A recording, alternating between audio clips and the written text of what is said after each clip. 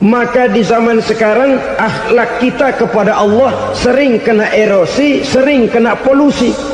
Mungkin karena sulitnya lapangan kerja, tingginya tensi ekonomi, persaingan hidup yang makin tajam, sulitnya mencari lapangan kerja, orang kadang-kadang nekat, sedikit pertimbangan picik, pandangan, mudah melakukan potong kompas, sehingga terjadilah perbuatan-perbuatan yang memelencengkan akhlak kita kepada Allah Subhanahu wa ta'ala. Kadang-kadang terjebak mempercayai selain daripada Allah, kadang-kadang terjebak di dalam mengagungkan yang selain daripada Allah lebih dari yang seharusnya. Terkenalah akhlak kita kepada Allah jaringan-jaringan erosi dan polusi. Kufur sebagai lawanan daripada tauhid merupakan sifat daripada orang yang tidak berakhlak kepada Allah. Bentuknya pertama bisa syirik. Syirik itu artinya meyakini ada Tuhan lain selain daripada Allah. Itu yang namanya syirik.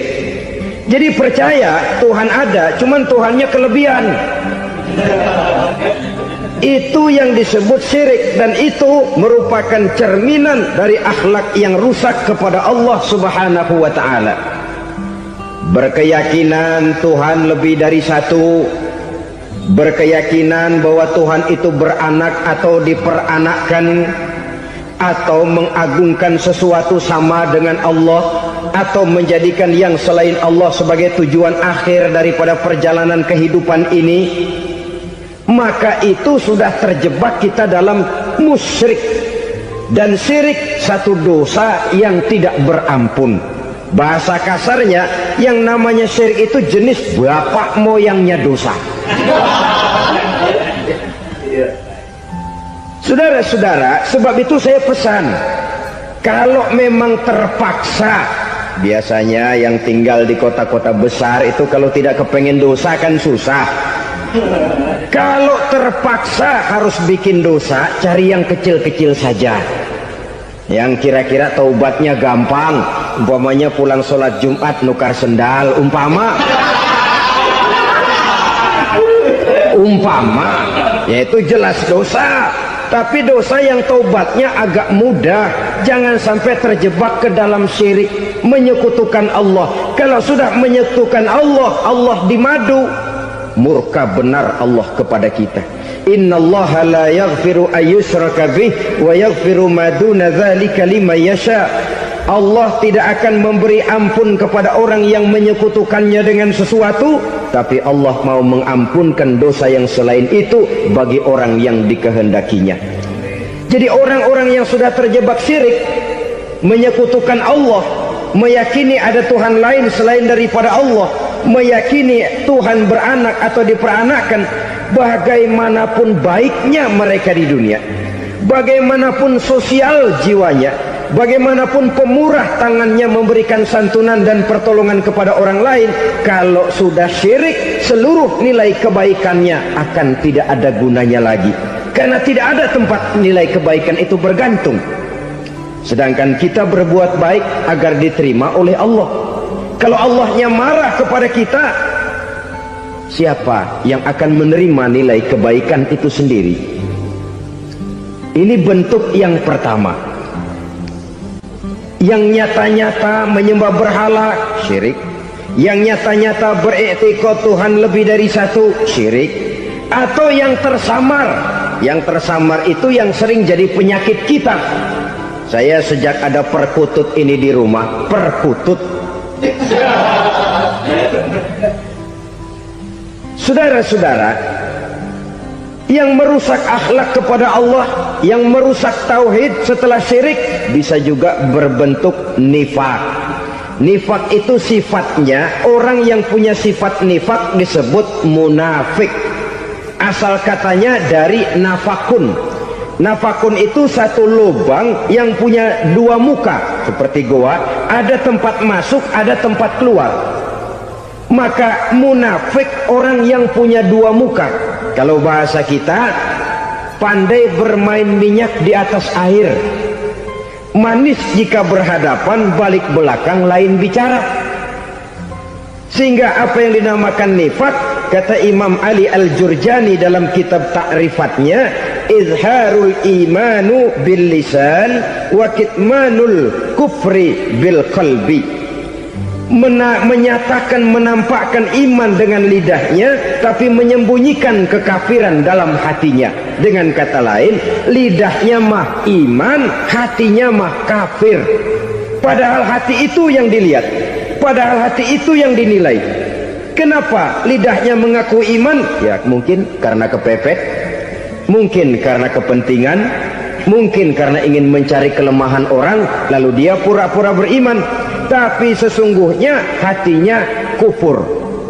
Ini merupakan penyakit munafik. Dan terus terang, menghadapi orang munafik jauh lebih berat daripada menghadapi orang kafir. Kenapa? Munafik ini kan musuh dalam selimut. Mau dibilang musuh nyata-nyata, apalagi di zaman Rasul ya, ketika periode Madinah, berat sekali menghadapi orang munafik. Mau dibilang kafir, kalau ketemu assalamualaikumnya medok juga. Mau dibilang mukmin, di belakang ngegerundel, nyari-nyari penyakit, nyari-nyari lantaran, mencari-cari gara-gara. Kalau kafir jelas kafirnya, kalau musyrik jelas musyriknya. Tapi munafik, di depan kita dia mengaku beriman, di belakang kita dia caci maki kita. Maka demikian rupa watak orang munafik Allah benci betul. Sampai dalam Quran orang munafik itu divonis innal munafikin fid darkil asfal minan nar. Orang-orang munafik di dasar jurang neraka yang paling bawah, keraknya neraka. Saudara-saudara kaum muslimin rahimakumullah, sebab munafik sangat berbahaya, membahayakan umat, membahayakan agama. Di depan kita mereka ngaku pura-pura beriman, kalau pidato luar biasa memuji agama setinggi langit, menampakkan seolah-olah dia orang yang dekat dengan agama.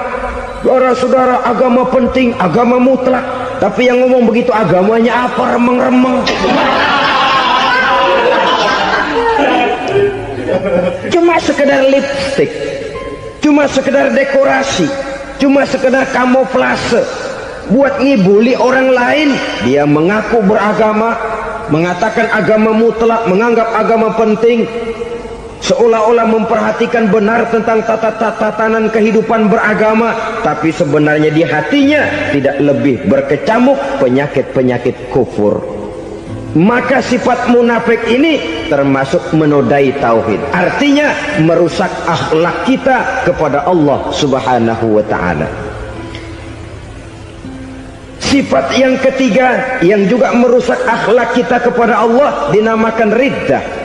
Riddah itu sifatnya, orang yang punya sifat riddah disebut murtad. Murtad keluar dari Islam. Keluar dari Islam tentu tadinya di dalam Islam. Oleh satu perbuatan dia bisa menjadi murtad. Misalnya tadinya dia iman benar kepada Allah, tapi melarat. Kadang-kadang sehari masak, 3 hari libur. Akhirnya oleh kesulitan ekonomi dia tidak kuat. Ada yang menawarkan kebaikan, dibawain supermi, dibawain obat-obatan, diberikan beras. Goyah imannya, keluar dia dari Islam, ikut agama orang yang memberikan pertolongan kepadanya, memilih kesenangan sebentar dengan mengorbankan kebahagiaan yang kekal. Maka orang semacam itu riddah sifatnya, murtad orangnya, keluar dari Islam.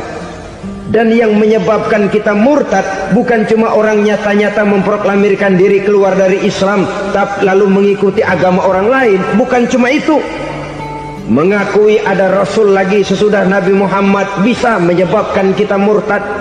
Mengingkari nikmat Allah bisa menyebabkan kita murtad. Meyakini semua agama benar bisa menyebabkan orang menjadi murtad. Meragukan kesempurnaan dan kelengkapan Al-Quran bisa menyebabkan orang jadi murtad. Mengingkari sunnah bisa menyebabkan orang menjadi murtad. Banyak hal-hal yang bisa mendatangkan penyakit riddah dan membuat pelakunya menjadi murtad, dan ini menodai akhlak kita kepada Allah Subhanahu wa ta'ala. Itu tadi kufur iman, saudara-saudara. Nyata-nyata mengingkari Allah, baik dalam bentuk syirik, nifak ataupun riddah.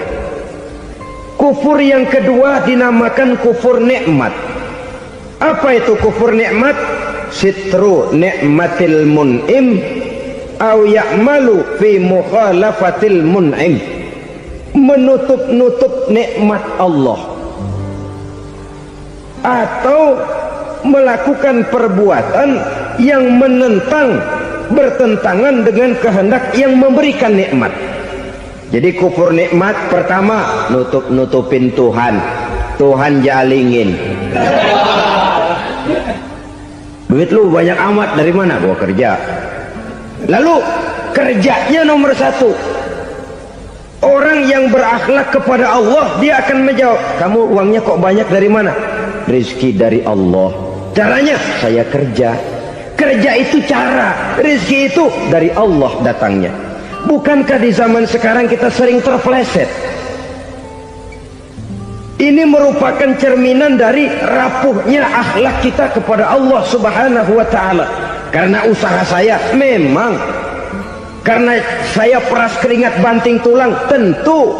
Tapi sadarkah kita bahwa sepanjang yang bisa kita lakukan cuma berusaha, peras keringat banting tulang?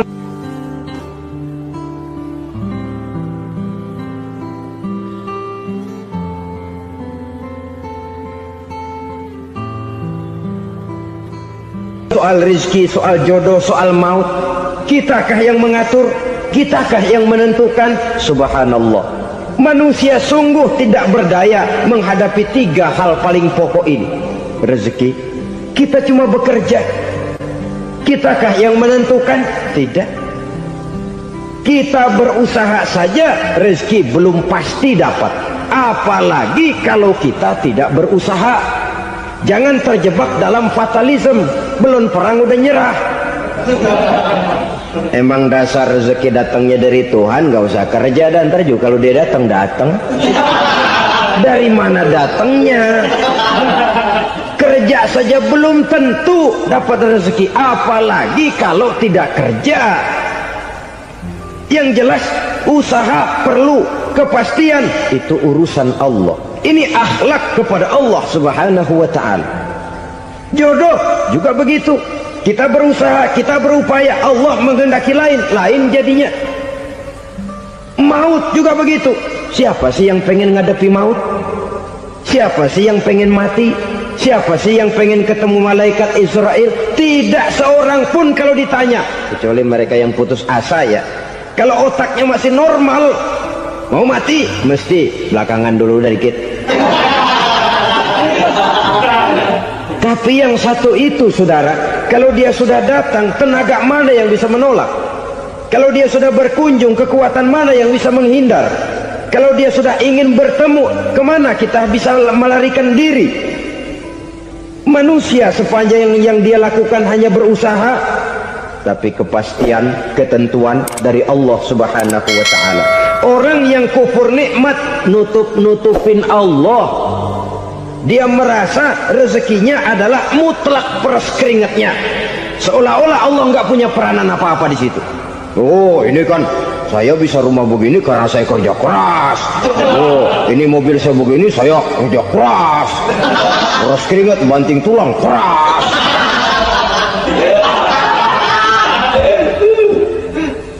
Saudara-saudara kaum muslimin rahimakumullah. Jadi menutup-nutupi Allah. Akibatnya nanti kalau dia berhasil, Allah ketutupan. Kalau dia gagal, orang lain dicaci maki, dicari kambing hitam. Yang kambing hitam kan mahal. Karena orang sering cari-cari kambing hitam. Jarang orang mau jujur kalau bertemu kesulitan lalu mencari sebab pada dirinya sendiri. Yang paling enak ya nyalain orang. Lo begitu. Orang lain lagi yang paling enak kita salahin. Au ya'malu fi mukhalafatil mun'im, atau dia melakukan sesuatu yang tidak sesuai dengan kehendak yang memberikannya nikmat. Diberikan kita tangan, mulut sih nggak berhenti, terima kasih Tuhan, alhamdulillah saya dikasih tangan. Cuma nih tangan enteng mat nabokin orang loh. Itu sudah mukhalafatul mun'im, bertentangan dengan kehendak yang memberikan nikmat. Diberikan harta, mulutnya mah basah, terima kasih Tuhan, alhamdulillah dikasih harta, tapi pelitnya minta ampun, kikir koret medit. Ini juga termasuk kufur nikmat, mempergunakan suatu nikmat bertentangan dengan kehendak daripada yang memberikan nikmat itu sendiri.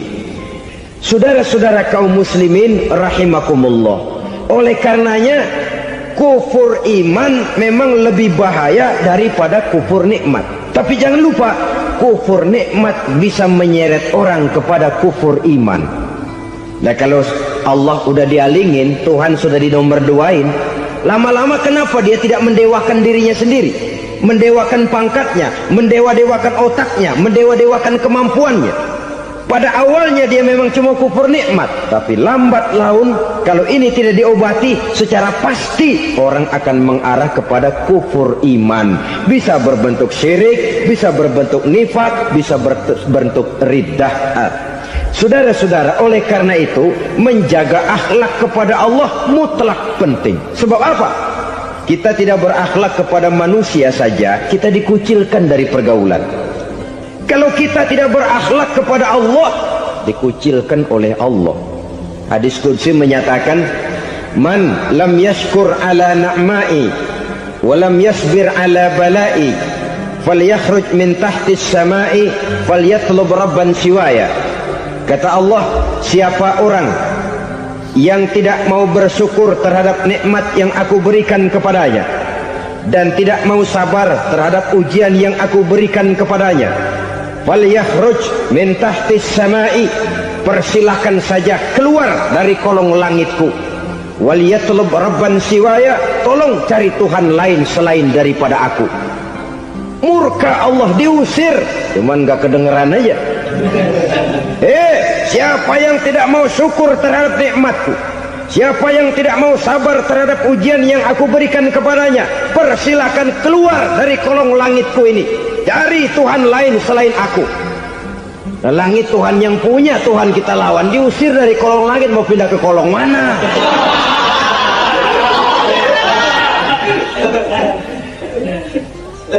Jadi jangan merasa kufur nikmat kan enteng. Iya, kelihatannya begitu, tidak sebahaya kufur iman. Tapi kufur nikmat ini merupakan anak tangga yang kalau kita sudah mulai naik, kita akan naik terus sampai kepada tingkat di mana kita mengalami kufur iman. Kalau sudah ke sana, maka akhlak kita kepada Allah terkenalah erosi, terkena polusi, hancur akhlak kepada Allah, dan itulah sumber kesengsaraan abadi. Kalau cuma kita tidak berakhlak kepada manusia, barangkali resikonya cuma kehidupan di dunia ini. Mungkin juga ada kehidupan akhirat. Tapi kalau sudah tidak berakhlak kepada Allah, dunia akhirat kita rugi dan celaka. Maka pada kesempatan ini saya mengajak, marilah jaga baik-baik akhlak kita kepada Allah. Satu kali kita bertauhid, sampai mati kita bertauhid. Satu kali la ilaha illallah, jangan tergelincir lagi kita keluar daripada kalimat itu.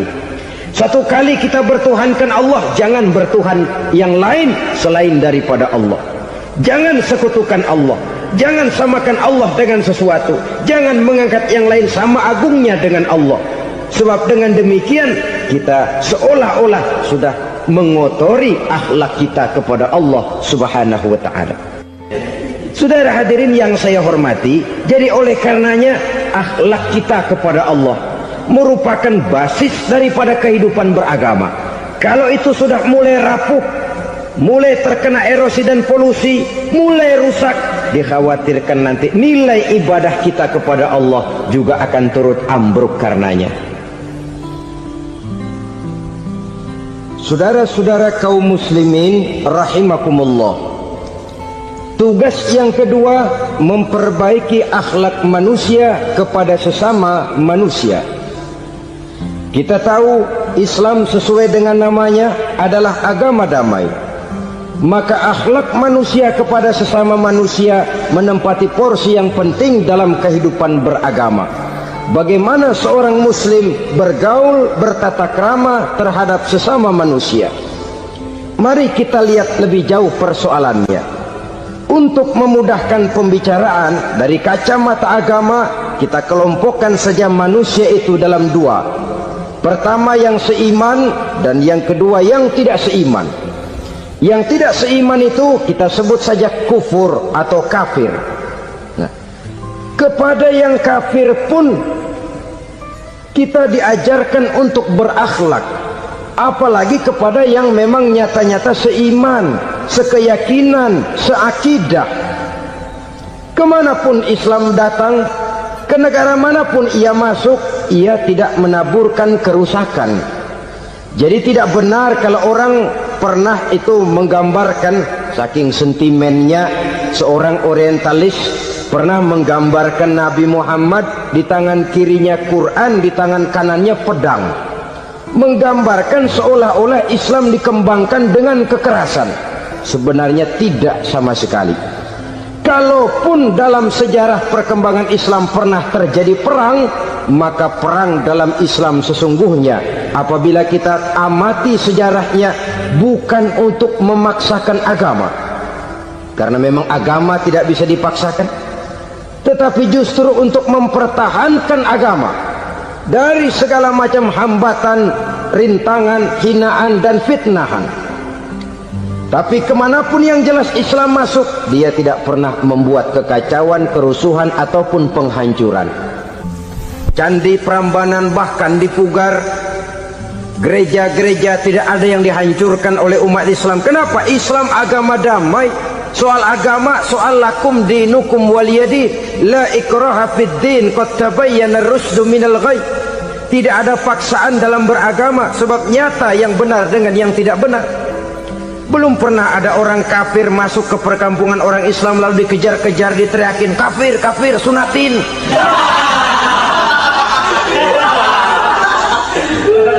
Belum pernah. Kenapa? Islam menghormati orang lain agama. Nah, yang kafir ini macam-macam, saudara. Ada kafir harbi. Nah, ini kafir kerok. Ini kafir yang nyata-nyata memproklamirkan permusuhan kepada umat Islam, nyata-nyata mengganggu ketenangan umat Islam. Kafir yang seperti ini yang boleh diperangi. Misalnya kita mau sembahyang Jumat dijagain, nggak boleh sembahyang Jumat, getok palanya.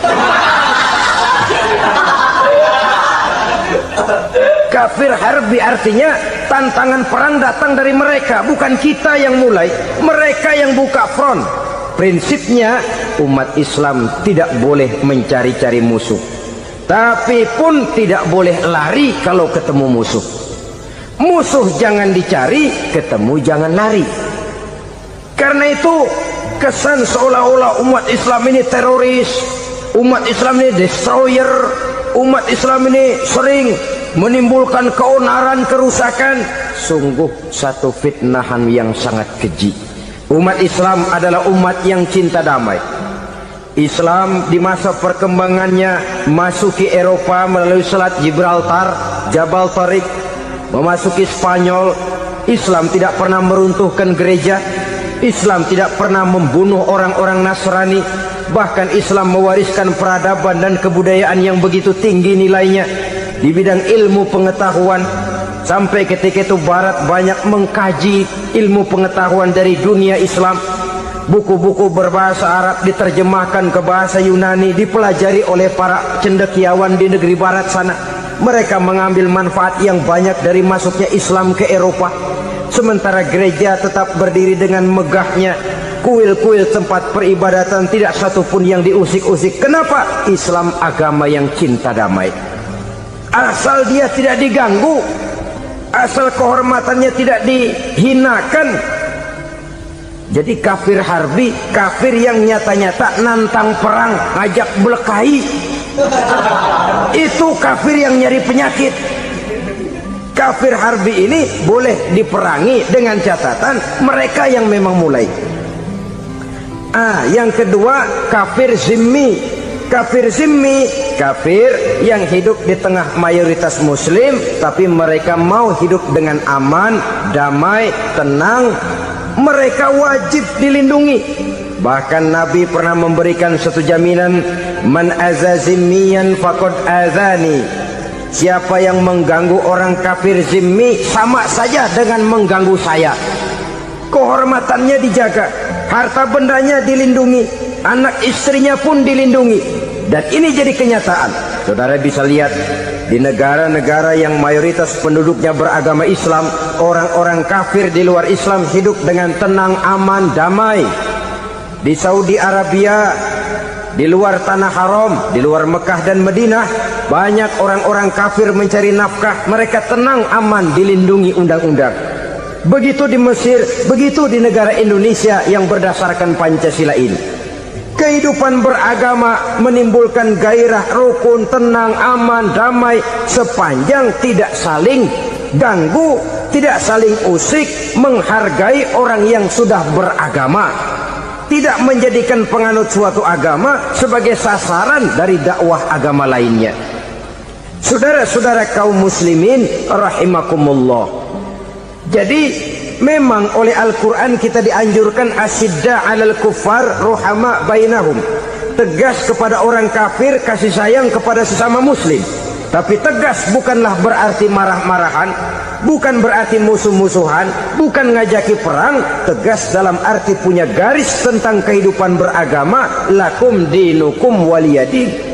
Soal kehidupan sosial, mari kerjasama. Bangun jalan, ayo rame-rame. Siskamling, mari bebarengan. Bikin puskesmas, mari sama-sama. Tapi kalau sudah soal agama, itu tidak perlu ada toleransi agama. Yang perlu toleransi antar umat beragama. Kalau umatnya mau kerjasama silakan, tapi tidak menyangkut soal ibadah. Jangan kerjasama di bidang ibadah. Itu kerjasama yang salah pasang, saudara-saudara. Sehingga dengan demikian toleransi adalah menyangkut kehidupan antar umat beragama. Sedangkan agama sendiri punya kapling yang nyata. Sehingga dengan demikian tegas kepada orang kafir dalam arti kita punya satu kepribadian, tidak ngambang. Enggak, lalu kalau ditanya orang, sebenarnya agama lu apa sih? Gua mah gimana musimnya aja. Agama pakai musim kayak rambutan. Akhirnya ya begitu, musim-musiman. Ke masjid kelihatan, ke gereja hayo, ke candi nongol, ke apa? Bingung malaikat bagaimana nyatetnya nih bocah ini. Di mana aja ada. Kita punya satu kepribadian. Saya muslim dan garis saya ini, lakum dinukum waliyadin. Bagi Tuhan persilakan agama Tuhan, bagi kami agama kami. Kami hormati Tuhan, Tuhan hormat kepada kami. Tapi soal agama, kaplingnya jelas. Kerjasama, mari urusan muamalah, bidang sosial. Yuk kita siskamling sama-sama dengan orang lain agama. Mari jaga kerukunan, kesatuan, persatuan, kekompakan. Perbaiki jalan yang rusak, mari sama-sama. Mendandani jembatan yang runtuh, mari sama-sama. Tapi sembahyang, kaplingnya lain-lain. Sebab Nabi juga dulu pernah ditawarkan begitu loh sama kafir jahiliyah dulu, Quraisy itu. Sudah Muhammad, sekarang begini saja, kita join aja daripada marah-marahan. Hari ini saya oke, menyembah Tuhanmu Allah. Besok gantian kamu menyembah Tuhan kita, Latta, Uzza, Manat dan Hubal. Turun, qul ya ayyuhal kafirun la a'budu ma ta'budun. Soal ibadah kaplingnya jelas, tidak boleh dicampur adukkan. Sebab kalau tidak, kita akan mulai kehilangan identitas diri. Dan disitulah krisis kehidupan keyakinan beragama dimulai. Dari krisis identitas. Hujan gede kan mulainya gerimis dulu. Di mana-mana ya gerimis dulu. gerimis, makin lama makin gede. Kita akan mulai dengan kehilangan identitas diri. Dari sana nanti kita malu mengakui keislaman kita. Kalau orang Islam malu mengakui keislamannya, ini kan ironi, menyedihkan. Ngakui Islamnya saja malu, menonjolkan keislamannya malu, tidak ada rasa bangga beragama. Padahal ini modal dasar. Hanyalah dengan rasa bangga beragama kita lalu konsekuen. Bangga yang tidak konsekuen, wah pokoknya kan gua kan Islam, agama yang paling benar. Tapi hidupnya sendiri jauh dari tuntunan Islam. Itu bangga yang tidak beralasan, bangga yang tidak perlu dibanggakan sebenarnya. Kebanggaan yang membuat kita konsekuen dan dekat dengan kehidupan beragama. Jadi dengan demikian saudara-saudara, kepada non-muslim kita juga harus berakhlak. Bukankah ini sudah dicontohkan oleh Rasul? Bagaimana beliau disambiti orang di Taif, yang menyambiti malah didoakan. Bagaimana Suraqah mau membunuh beliau, malah Suraqah didoakan. Bagaimana Abu Jahal dan Abu Lahab saking mangkalnya. Ini Abu Jahal pernah gali lubang di kamarnya sendiri, di depan tempat tidurnya. Setelah dia gali lubang, ditutupin pakai keraras korma. Lalu dia tarik selimut, belagak meriang.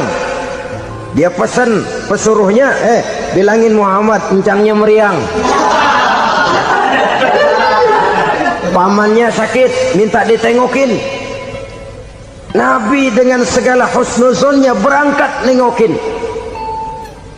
Abu Jahal dari balik selimut ngintip. Ah, itu dia Muhammad, itu dia tuh. Dia tuh, masuk Dani, masuk. Mulai di jalan, senang Abu Jahal. Ah, terus dah. Begitu ke pelosok, masuk ke lubang, gua pendem terus lalu. Memang niatnya mau mencelakakan Nabi. Sudah tinggal beberapa langkah lagi Nabi akan berjalan ke arah lubang itu. Malaikat Jibril ngasih tahu, Muhammad, Abu Jahal pamanmu cuma pura-pura sakit. Di depan tempat tidur itu ada lubang sudah dia gali untuk menjerumuskan kamu. Sudah balik pulang. Balik badan Nabi. Sudah hampir mau melangkah, kakinya malah muter pulang. Abu Jahal yang ngelihat Nabi sudah hampir jatuh nggak jadi, balik pulang. Lupa kalau lagi sakit. Udah Muhammad buruan sini. Ke pintu dia kejar. Dia lupa sama lubang yang dia gali. Begitu dia kejar, dia yang ke pelosok masuk ke dalamnya. Sejak saat itu ada pepatah, man hafara hufratan waqa'a fiha. Siapa yang suka nggali lubang, dia sendiri bakal terpelosok ke dalamnya. Jatuh dia ke lubang yang dia gali. Padahal ya paling banter 2 atau 3 meter paling dalam.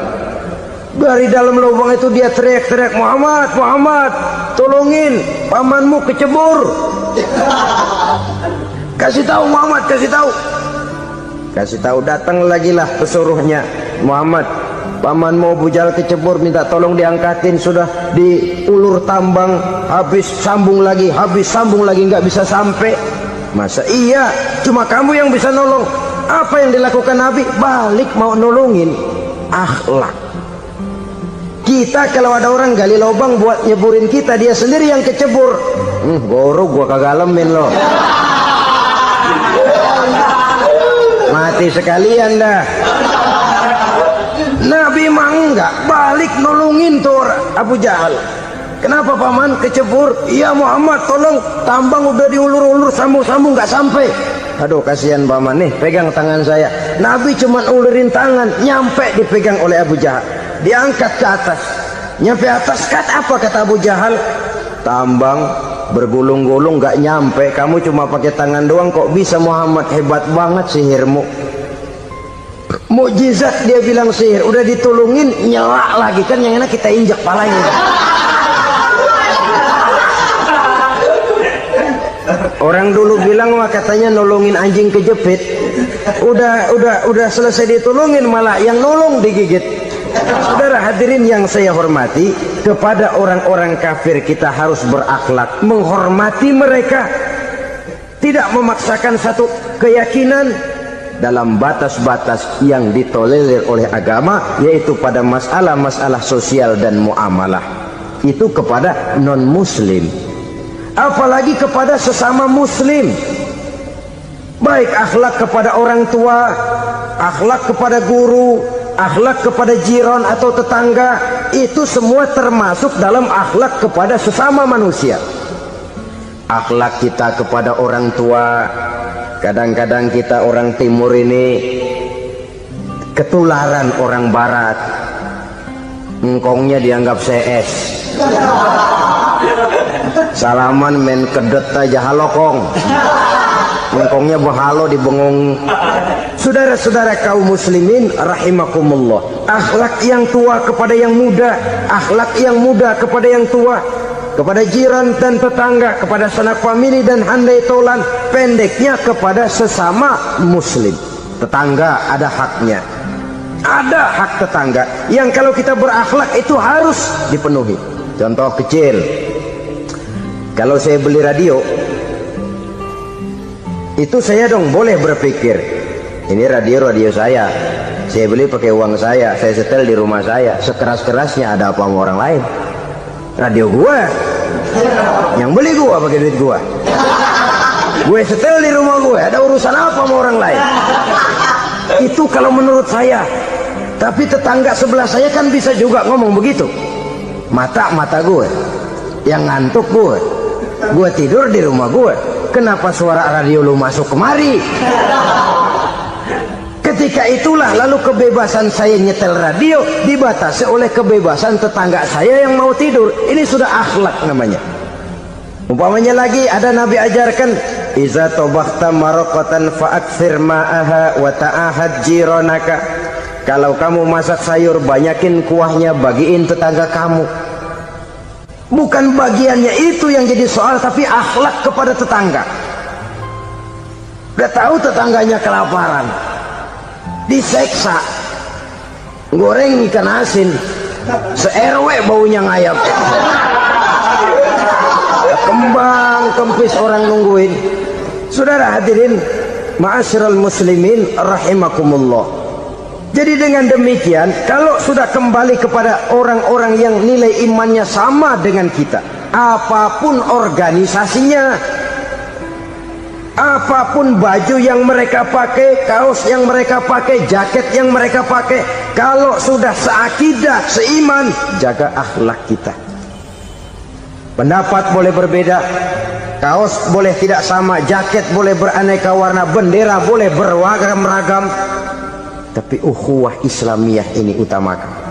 Adalah lebih baik mencari persamaan dalam kehidupan dan bukan memperbesar perbedaan. Hanyalah dengan mengembangkan nilai-nilai akhlak semacam ini, toleransi tidak hanya diperlukan kepada yang non-muslim, kepada sesama muslim pun toleransi. Artinya apa? Jangan memponis amalan orang lain. Yang usolli, yang tidak usolli, berjalanlah menurut keyakinannya masing-masing. Jangan lalu memponis, itu namanya nggak toleransi. Kamu nggak pakai usolli ya? Enggak. Brengsek. Kamu pakai usolli ya? Iya. Bid'ah. Lah dua-duanya kagak yang bener. Kalau yang sembahyang kagak bener, bagaimana yang kagak sembahyang? Apa itu yang bener? Toleransi, setuju dengan perbedaan pendapat, jangan memponis amalan orang lain. Karena kita hanya beramal, hak menerima adalah Allah Subhanahu wa ta'ala. Jangan sebentar-bentar mencap bid'ah dolalah, finnar, neraka. Kayaknya neraka kapling orang tuanya kali. Gampang bener masukin orang ke neraka. Kita kadang-kadang bisa toleransi dengan orang luar, tapi kepada sesama muslim toleransi tidak sanggup kita adakan. Mengklaim merasa kita yang benar, orang lain salah semua, itu tidak toleransi namanya. Mentang-mentang jadi ustadz nih, satu-satunya ustadz di sini ya, semuanya mesti ngaji kemari. Kalau nggak ngaji kemari Islamnya kurang tapi bener. Toleransi. Saudara-saudara kaum muslimin rahimakumullah, lapang dada menghargai orang yang berbeda pendapat, apalagi kalau perbedaan pendapat itu menyangkut hal-hal yang tidak prinsipil, menyangkut hal-hal yang sekunder dalam kehidupan beragama, menyangkut masalah-masalah yang dalam bahasa fikih disebut soal-soal furu'iyah. Tidak usah menyebabkan kita bersih tegang. Kepala sama hitam pendapat boleh berbeda dan halal. Bahkan Nabi mengatakan ikhtilafu ummati rahmatun, perbedaan pendapat di kalangan umatku bahkan menjadi rahmah, sepanjang perbedaan pendapat itu diiringi dengan rasa toleransi. Tapi kalau sudah main baku hantam, main klaim, memponis orang lain, akhirnya timbullah keretakan. Jangan heran kadang-kadang satu masjid dua kelir. Ya soal kelir boleh kelar-kelir, boleh kelar-kelir, tapi kalau harus terlalu mencolok menyebabkan timbulnya keretakan, saya kira yang akan turun bukan lagi rahmah tapi bala. Bala akan menimpa kita, jatuh kita menjadi umat yang lemah. Oleh karena di antara kita sendiri, sesama kita tidak pandai bertoleransi, tidak lapang dada. Ada anak muda kelihatannya mau majuan dikit, yang tua curiga. Nih, kalau dia maju pasaran gua bangkrut dong nih. Lalu ditekan tuh anak ditekan melejit. Kadang-kadang yang tua maksudnya baik, mau memelihara, yang muda salah terima. Kan tua kejemur. Dari dulu sampai sekarang gitu-gitu doang, anak kemajuannya. Padahal yang tua barangkali maksudnya juga baik, mau memelihara. Sebenarnya kalau kita bisa mencoba mencari titik temu dengan alur komunikasi, tidak merasa diri yang paling benar, tapi toleransi, boyak menerima pendapat orang lain, setidaknya mau mendengar omongan orang. Yang susah kalau udah kena penyakit nggak mau ngerti omongan orang, nggak mau nerima pendapat orang. Kodok di kolong tempayan, cukeng kayu asem, asal ijo udah ijo aja, ijo dah. Nggak ngerti omongan orang, yang kayak begini yang orang jadi kesandung. Oleh karena itu saudara-saudara, alangkah nikmatnya kehidupan ini apabila kita menyadari kita ini ummatan wahidah, satu umat yang satu, yang diikat dengan akidah. Kalau kepada yang non muslim saja kita diajarkan untuk berakhlak, apatah lagi kepada yang seiman, seakidah, sekeyakinan. Wajarkah perbedaan pendapat yang kecil-kecil lalu menyebabkan kita bertolak belakang, cerai-berai, centang perenang? Bila bertemu di jalan yang satu menyisih ke kiri, yang lain menyingkir ke kanan. Kalaupun juga bercampur di tengah kumpulan orang banyak, persis air dengan minyak. Yang atuh melengos, yang atuh madep mojok. Orang lain senyum, dia mau pada manyun. Saudara-saudara kaum muslimin rahimakumullah, realita ini walaupun tidak enak, pahit, tapi masih hidup di sebagian masyarakat kita. Ini yang perlu kita atasi. Soal toleransi kepada orang lain, sejarah sudah membuktikan. Mari kita jangan cuma bisa mengajak orang lain, umat lain untuk bertoleransi dengan kita, tapi kepada sesama kita toleransi ini perlu kita tegakkan, perlu kita bina, terutama di dalam kita menuju bentuk ideal daripada konsep ukhuwah Islamiyah ini, yang memang selalu kita akan cari bentuk-bentuk idealnya sejalan dengan perkembangan situasi dan kondisi yang dihadapi oleh umat.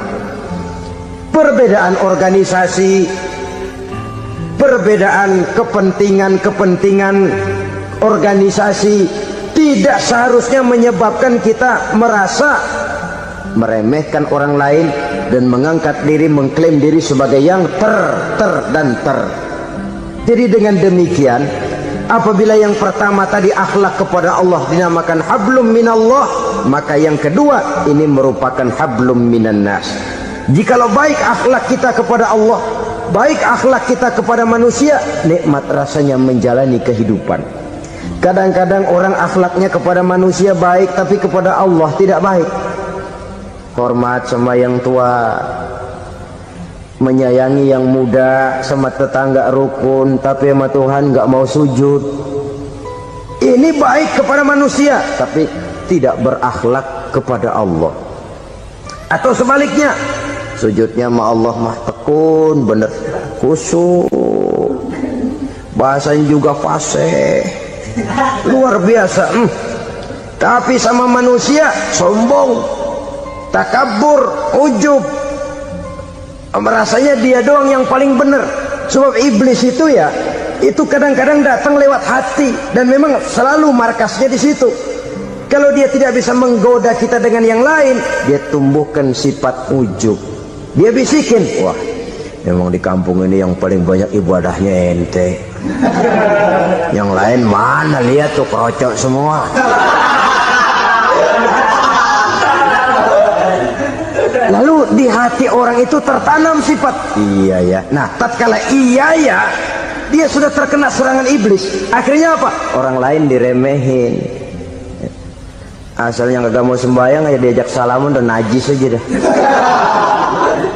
Ketemu juga mukanya ditekuk 4. Akhirnya bukan ngajak malah ngenyek, nyina. Lah orang dihina makin jauh, makin tidak tersentuh. Bukan cara itu yang diajarkan oleh Rasul. Bahwa orang tidak mau sholat, tugas kita mengajak. Soal dia tidak sholat, ya itu dosa dia kepada Allah. Saudara-saudara kaum muslimin, ujub disuntikkan oleh iblis ke dalam hati kita. Sujudnya kepada Allah benar, tapi akhlaknya kepada sesama manusia merasa paling benar sendirian, merasa orang lain salah semua. Pokoknya kalau di luar lingkungannya udah kagak bener aja udah bahaya. Saudara-saudara, ini juga penyakit yang disuntikan oleh iblis. Sebab iblis itu tipu dayanya luar biasa, strateginya lihai. Makin tinggi kualitas iman, ya makin berat upaya iblis untuk menjerumuskan kita.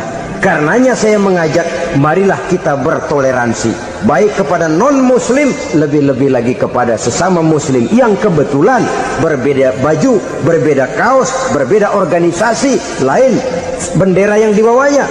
Tapi toleransi mari kita canangkan. Kita terikat oleh ukhuwah Islamiyah. 2. Yang ketiga, akhlak manusia kepada makhluk Allah lainnya di luar manusia. Saudara-saudara, dengan berakhlak kepada Allah, berakhlak kepada sesama manusia, berakhlak kepada makhluk Allah di luar manusia, baik flora maupun fauna, maka mudah-mudahan akan terciptalah satu ekosistem, satu lingkungan hidup yang membuat kita nikmat menjalani kehidupan ini. Jangan lupa like dan subscribe channel ini. Terima kasih.